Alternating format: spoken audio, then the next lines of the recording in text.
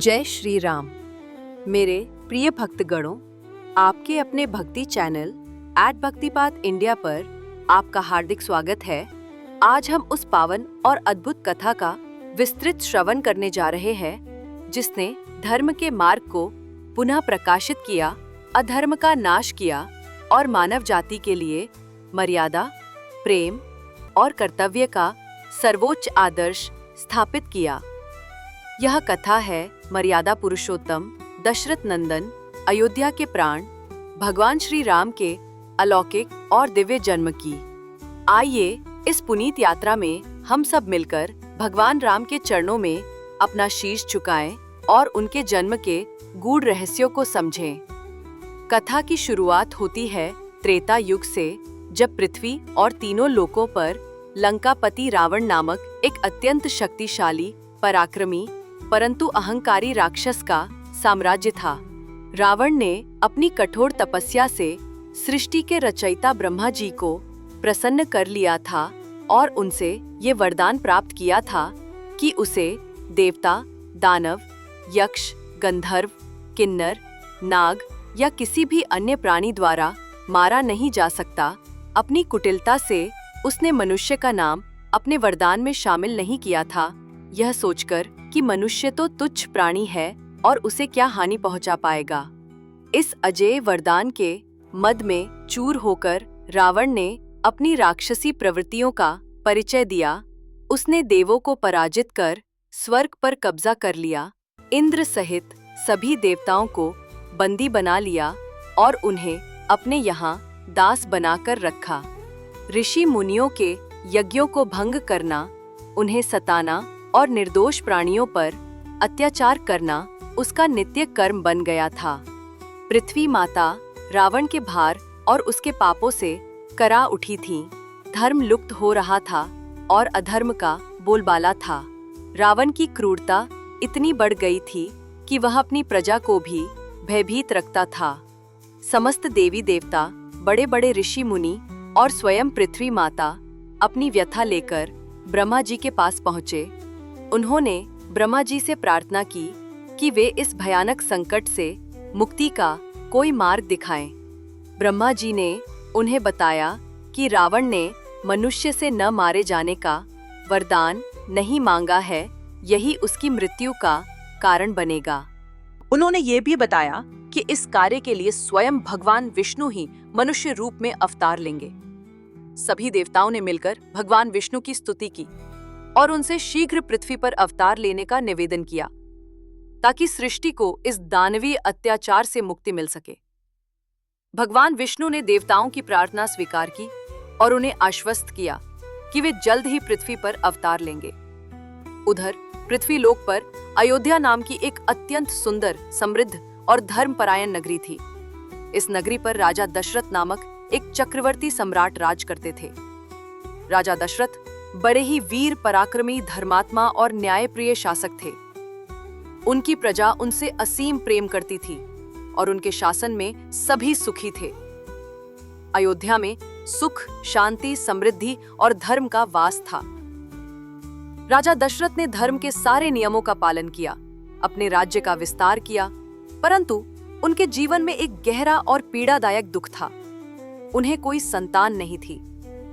राजा दशरथ को अपने वंश को आगे बढ़ाने और अपने पूर्वजों के ऋण से मुक्त होने के लिए एक पुत्र की तीव्र इच्छा थी। वे जानते थे कि बिना पुत्र के उनका वंश आगे नहीं बढ़ेगा और उन्हें मोक्ष भी नहीं मिलेगा। इस चिंता में वे सदैव डूबे रहते थे। उनकी 3 प्रिय रानियां थीं। महारानी कौशल्या, जो सबसे बड़ी और धर्मपरायण थीं, रानी कैकेयी, जो अत्यंत रूपवती और साहसी थीं, और रानी सुमित्रा, जो शांत स्वभाव की और ज्ञानी थीं। ये तीनों रानियां भी राजा के इस दुख को समझती थीं और स्वयं भी पुत्र प्राप्ति के लिए निरंतर प्रार्थना करती रहती थीं। राजा दशरथ ने संतान प्राप्ति के लिए अनेकों यज्ञ और दान पुण्य किए, परंतु भाग्य ने उनका साथ नहीं दिया। एक दिन राजा दशरथ ने अपने कुल गुरु महर्षि वशिष्ठ से अपनी इस गहन व्यथा को व्यक्त किया। उन्होंने कहा, गुरुदेव, मैंने सब कुछ पा लिया है, परंतु पुत्रहीनता का ये दुख मुझे अंदर ही अंदर जला रहा है। कृपया मुझे कोई ऐसा उपाय बताएं जिससे मैं पुत्रवान हो सकूं। महर्षि वशिष्ठ ने राजा दशरथ की पीड़ा को समझा और उन्हें सुझाव दिया कि वे पुत्र कामेष्टि यज्ञ का अनुष्ठान करें। यह एक ऐसा विशेष और दुर्लभ यज्ञ था जिसे अत्यंत कठिन विधि विधान से किया जाता था और यह संतान प्राप्ति के लिए अचूक माना जाता था। महर्षि वशिष्ठ ने ये भी बताया कि ये यज्ञ केवल ऋषि श्रृंगी के मार्गदर्शन और उनकी तपस्या के बल से ही सफल हो सकता है, क्योंकि वे ही इस यज्ञ के अधिकारी थे।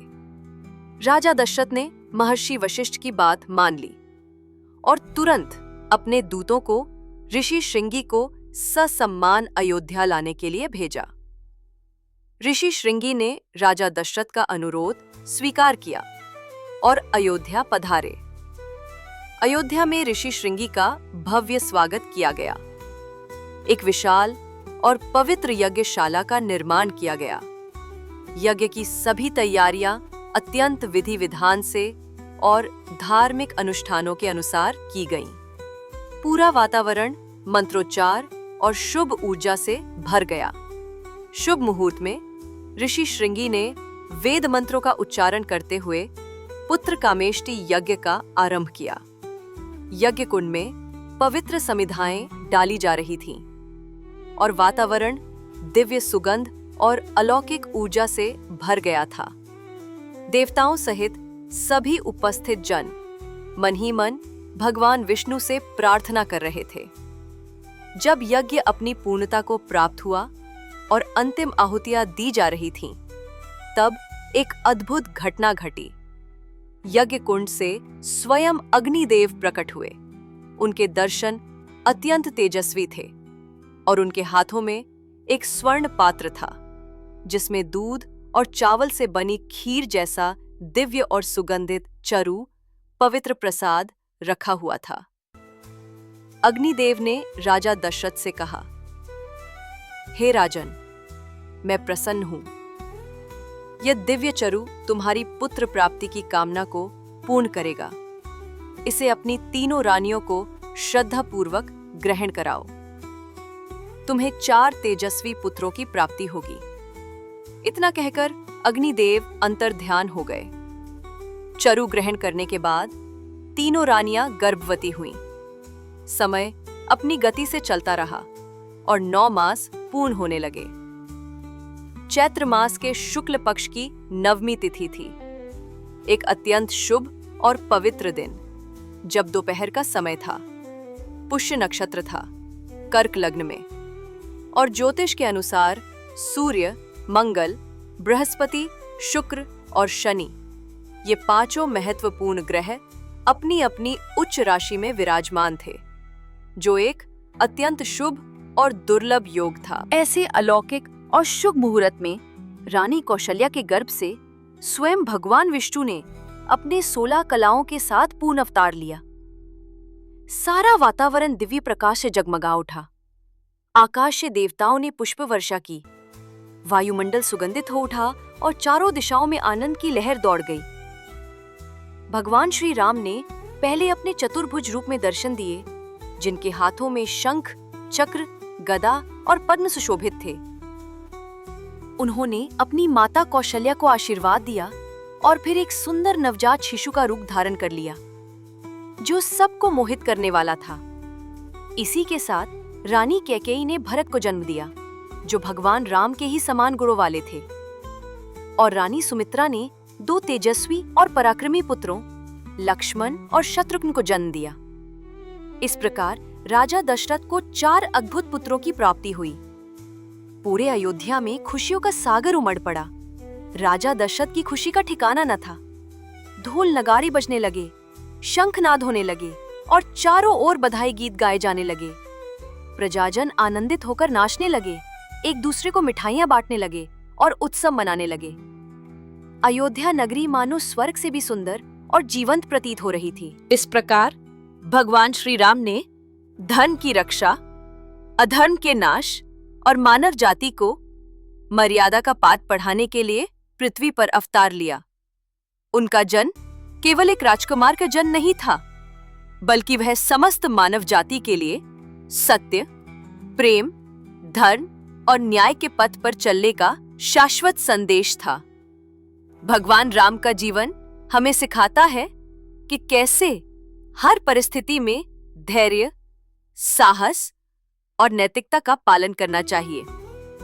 आइए हम सब मिलकर इस पावन अवसर पर भगवान राम के चरणों में वंदन करें और उनके आदर्शों को अपने जीवन में उतारने का संकल्प लें।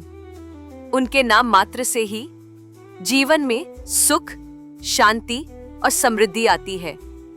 अगर आपको यह दिव्य कथा पसंद आई हो और आपने इससे कुछ सीखा हो, तो कृपया इस वीडियो को लाइक करें, अपने दोस्तों और परिवार के साथ शेयर करें और हमारे चैनल @भक्तिपथ इंडिया को सब्सक्राइब करना ना भूलें, ताकि आप ऐसी ही और भक्तिमय प्रेरणादायक कथाएं सुन सकें। कमेंट बॉक्स में जय श्री राम अवश्य लिखें।